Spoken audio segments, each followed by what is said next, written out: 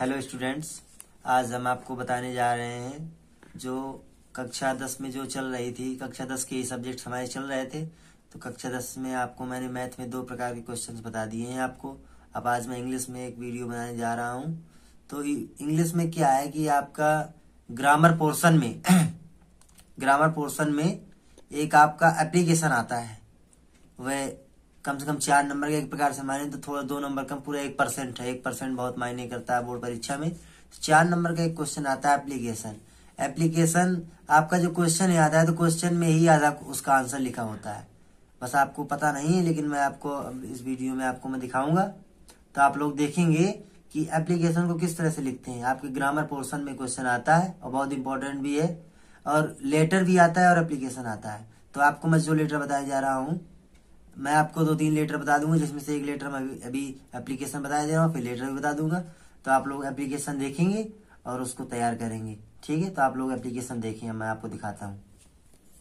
तो आप लोग देखें, मैं आपको बताता हूँ कि एप्लीकेशन किस तरह से आपको लिखना है। अब जैसे कि दो मैं आपको एप्लीकेशन बताऊंगा। तो आपको जो पहला एप्लीकेशन मान लीजिए आपकी परीक्षा में आ गया कि write in application to your principal of your college to get full fee concession because you are a poor students। इसका मतलब राइट इन एप्लीकेशन, एक एप्लीकेशन लिखिए टू द प्रिंसिपल, अपने प्रधानाचार्य जी को, ऑफ योर कॉलेज, अपने विद्यालय के प्रधानाचार्य जी को एक एप्लीकेशन लिखिए, क्योंकि फुल फी कंसेशन का पूर्ण शुल्क मुक्ति के हेतु, पूर्ण शुल्क मुक्ति पाने के लिए अपने विद्यालय के प्रधानाचार्य को एक प्रार्थना पत्र लिखिए, क्योंकि you are a poor student, क्योंकि तुम एक गरीब छात्र हो। तो सर्वप्रथम आप जब लिखेंगे एप्लीकेशन, तो एप्लीकेशन में क्या होता है, तो मेन टॉपिक जो होते हैं वो आप लोग देखेंगे याद करने की, किस तरह से लिखते हैं। क्योंकि याद करना और लिखना, क्योंकि एप्लीकेशन में अगर आप लाइन टू लाइन नहीं लिखेंगे तो आपके नंबर भी कट जाते हैं। इसलिए आप कहते हैं कि 4 नंबर का क्वेश्चन था, आपको 3.5 मिले, कोई 3 दे देता है, कोई 2.5 नंबर दे देता है, लेकिन देते हो सब सही है। तो आप लोग देखें, जिस तरह मैं आपको बताता हूँ इस तरह आप बोर्ड परीक्षा में लिखेंगे। सर्वप्रथम आप क्या लिखेंगे, टू लिख दिया, to the principal, to the principal, to the principal. अब एक चीज यहीं से आप काउंट कर लें, क्योंकि आप जैसे आपने टू द प्रिंसिपल लिखा तो कई लोग यहाँ प्रिंसिपल की स्पेलिंग ही गलत कर देते हैं, यहाँ पर PL कर देते हैं। तो उसका मतलब सिद्धांत होता है, लेकिन जो PAL होता है इसका मतलब प्रधानाचार्य। अगर यहीं पर आप स्पेलिंग गलत कर देते तो यहाँ से भी आपका कुछ पॉइंट कम हो जाते हैं। तो टू द प्रिंसिपल आपने लिख दिया। अब आपने कोई भी विद्यालय का नाम लिख देंगे, जैसे कि मान लीजिए मैंने तो सरस्वती विद्या मंदिर से किया था, तो सरस्वती विद्या मंदिर इंटर कॉलेज, अपने डिस्ट्रिक्ट का नाम लिख देंगे आप, हमीरपुर लिख दिया मैंने, अपने प्रदेश का नाम लिख देंगे, स्टेट का UP लिख दिया मैंने। इतना लिखने के बाद अब आप क्या करेंगे कि अब आप लिखेंगे कि किस विषय में लिख रहे हैं। तो आप यहां पर हेडिंग डालेंगे, टू के बिल्कुल लाइन टू लाइन। तो यहां पर आप हेडिंग डालेंगे सब्जेक्ट।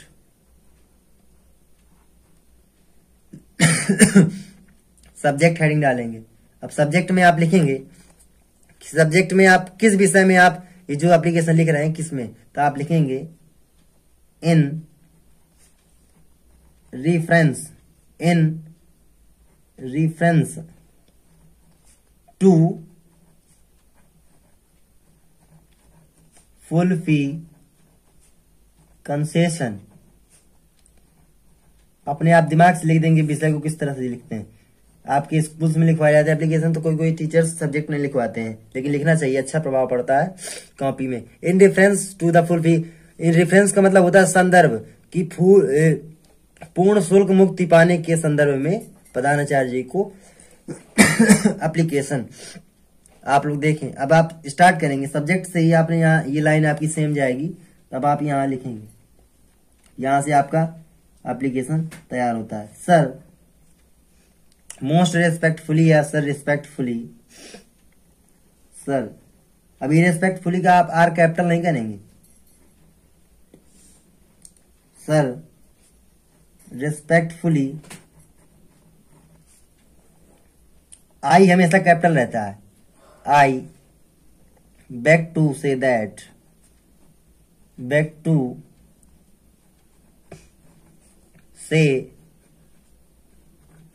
that के बाद sir respectfully I beg to say that I am a student, I am a student, I am a students class, कोई भी क्लास, जैसे आप कक्षा 10 का पेपर दे रहे हैं तो क्लास 10th इतना डाल दिया। इन your college, in your college. अब ये आप लाइन ये वाली यहां से लाएंगे, इन योर कॉलेज। उसके बाद फुल स्टॉप कर देंगे। आपने अपने परिचय दे दिया कि मैं आपके विद्यालय का एक छात्र हूं। इसके बाद आप क्या लिखेंगे इसमें कि फुल स्टॉप लग गया तो कैपिटल आ गया। My father,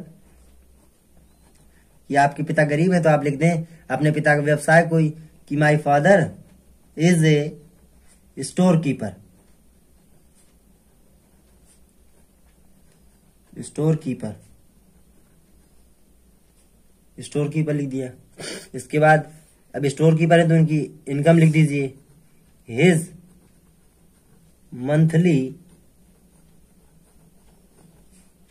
income, his monthly income is. अब आप फीस माफी के लिए लिख रहे हैं एप्लीकेशन, तो अब जो मिनिमम जो आपकी जो पापा की जो मंथली इनकम है कम से कम मान लीजिए लिख दे रहे हैं हम 2000 ओनली, फुल स्टॉप कर दिया। यहां की भी लाइन सेम रहनी चाहिए। अब इधर से फिर आप आ गए। अब आपने अपने पिता के बारे में बता दिया कि आपके पिता स्टोर कीपर है, उनकी आय इतनी है।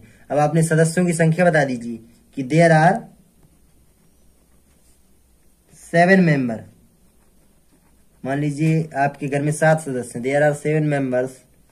बिल्कुल इजी लैंग्वेज में आप तैयार करेंगे इसे। There are 7 members in my family.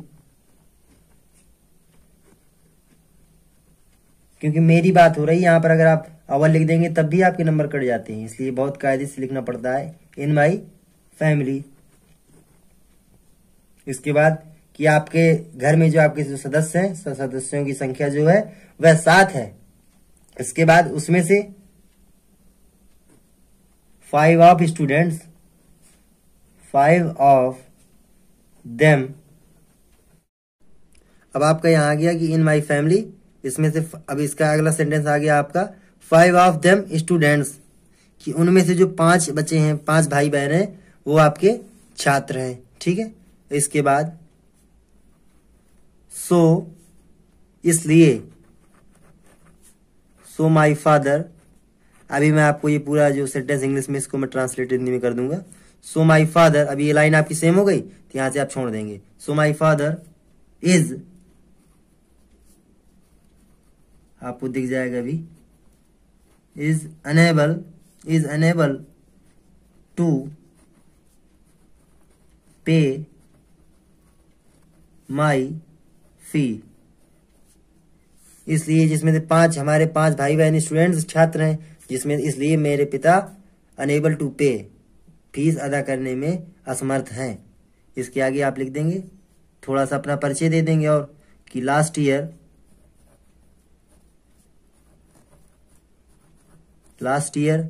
अब आई है तो आई हमेशा कैपिटल रहता है। आई enjoyed full फ्रीशिप, कि लास्ट ईयर मेरी फीस माफ हुई थी, आप बता देंगे एप्लीकेशन में। और इसके बाद आई got first position, I got first position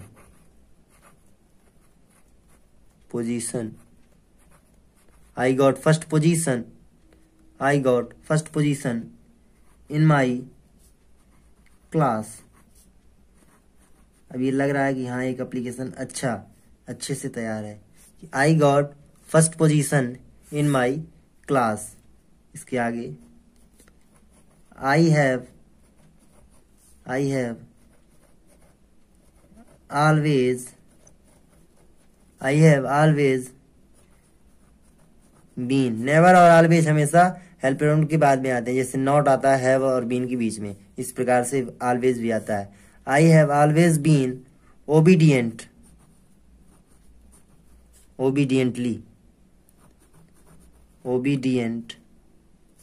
and respectful. आदर्शवादी,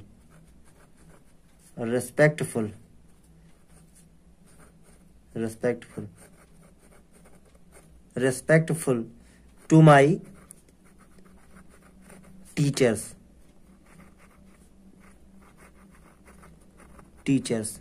इतना आपको तैयार कर देना है। इसके बाद आप लास्ट जो हेडिंग होती है इसको आप यहां से लिखेंगे रेस्पेक्टफुली, लाइन से इधर से, तो आप यहां पर डालेंगे I therefore comma request you to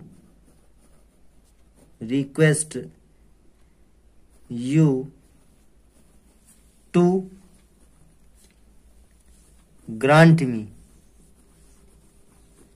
अब यहां से आप पूरा ये सेंटेंस ले लेंगे, you to grant me full fee concession. ये आपका अब यहां से पूरा सेंटेंस आ जाएगा, full fee concession, grant me full fee concession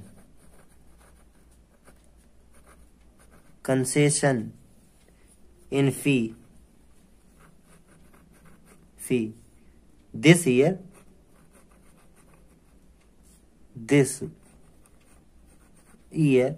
only. अब ये लाइन फिर आपकी यहां से आएगी। इस तरह आपको एप्लीकेशन तैयार करना है। और यहाँ पर आप थोड़ा लिख देंगे, जैसे कि धन्यवाद के रूप में थैंकिंग यू, इस तरह के शब्दों का प्रयोग करें, थोड़ा आकर्षक लगती है कॉपी। थैंकिंग यू डाल दिया आपने, इधर आप डेट डाल देंगे जिस डेट पर आप एग्जाम देंगे। और ये मेन चीज ये है आपकी, कि आपने लिखा योर, ना योर नहीं होता, योर्स। अब मेन चीज है योर, यहाँ पर योर कर दिया तभी आपके नंबर कट जाते हैं, इसलिए छोटी छोटी गलतियों को देखें।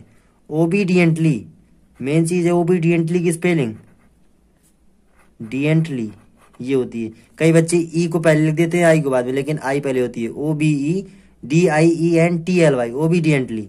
Yours obediently. अब यहाँ पर आप कुछ भी डाल दें, अपना नेम डाल देंगे, लेकिन नेम और रोल नंबर आपकी परीक्षा में लिखा नहीं जाता, तो आप यहाँ पर डाल सकते हैं कि XYZ डाल दें कुछ भी।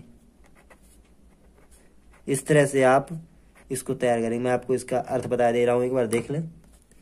Sir respectfully I beg to say that, respectfully मतलब आदर पूर्वक, I beg to say that मैं कहता हूं कि, प्रधानाचार्य जी से हम बात कर रहे हैं कि sir respectfully I beg to say that कि I am a students class 10th in your college, कि मैं आपके विद्यालय के कक्षा 10 का छात्र हूं।